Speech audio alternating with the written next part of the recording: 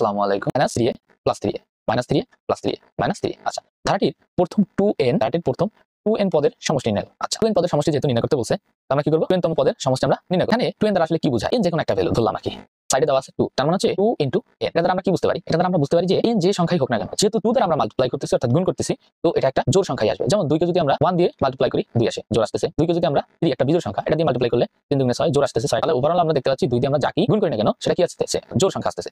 আচ্ছা, তো বুঝলাম এটা।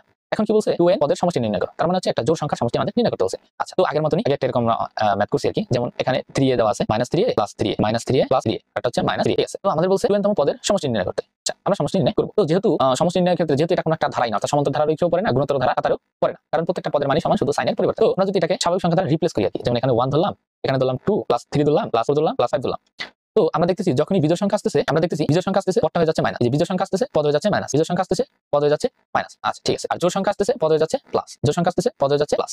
ওকে, তো আমরা যদি এখন আলাদা আলাদা জোড়ায় জোড়ায় দুইটা নিয়ে আমরা ভেঙে ভেঙে বের করি, তাহলে দেখবো যে যদি জোড় সংখ্যা আমরা নেই 3a + 3a, এটাকে যদি আমরা ক্যালকুলেট করি তাহলে কি আসে? आंसर আছে 0। आंसर কি আসে? 0 আসে। আচ্ছা, তো আমরা কি করলাম? একটা জোড় নিলাম, একটা বিজোড় নিলাম, একটা জোড় নিলাম, একটা বিজোড় নিলাম। ঠিক আছে, তো আমরা দেখতে পাচ্ছি একটা জোড় একটা বিজোড়, একটা জোড় একটা বিজোড়, এটা যদি আমরা নির্ণয় করতে থাকি তাহলে আমরা কি দেখতে পাচ্ছি? যে একটা জোড় একটা বিজোড়, এটা যদি আমরা ক্যালকুলেট করি তাহলে आंसर আসতেছে হচ্ছে 0 আসতেছে। যেমন এই দুইটা জোড় বিজোড় মিলে আসতেছে आंसर আসতেছে 0। আবার যদি এই দুইটা নেই, এই দুইটা মিলে আসতেছে आंसर আসতেছে কত? 0। কিন্তু থাকতেছে কত? -3a আমাদের কি করতেছে? আমাদের থাকতেছে। আচ্ছা, তো আমাদের প্রশ্ন যেটা বলছে 2n পদের সমষ্টি, যেহেতু 2n এটা আমরা আগেই বের করে ফেলছি যে কোন একটা সংখ্যার সাথে যদি 2 দিয়ে গুণ করি তাহলে সেটা জোড় হয়ে যায়। তার মানে আমরা দেখতে পাচ্ছি যে জোড় সংখ্যা অর্থাৎ দুইটা যদি আমরা নিয়ে যোগ করি, মানে ক্যালকুলেট করি, তাহলে आंसर আসতেছে কত? 0 আসতেছে। অর্থাৎ জোড় সংখ্যার সমষ্টি কত আসতেছে? 0 আসতেছে। তার মানে জোড়তম পদের সমষ্টি কি? এই একটা জোড়া এই একটা জোড়া, পদের সমষ্টি কি? 0 আসতেছে। যদি বিজোড় পদ বলতো তাহলে এই যে একটা বিজোড় পদ থেকে যাচ্ছে, দুইটা মাল্টিপ্লাই করার পরে কি? আচ্ছা, এই যে আমরা দুইটা বের করছি আসলে, এরপরে তার কোনো পদ নাই, আমরা দেখতে পাচ্ছি না।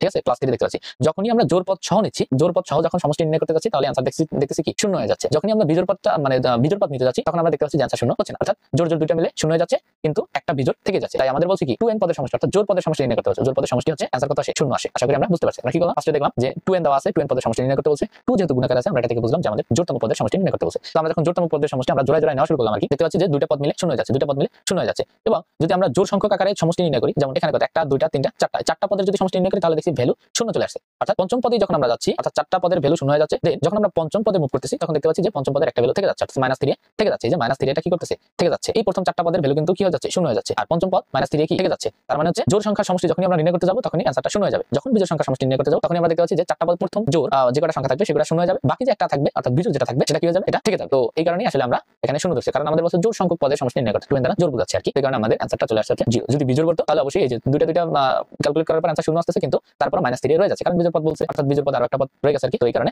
0 হতো না, এখানে -3 হতো। আশা করি বুঝতে পারছি।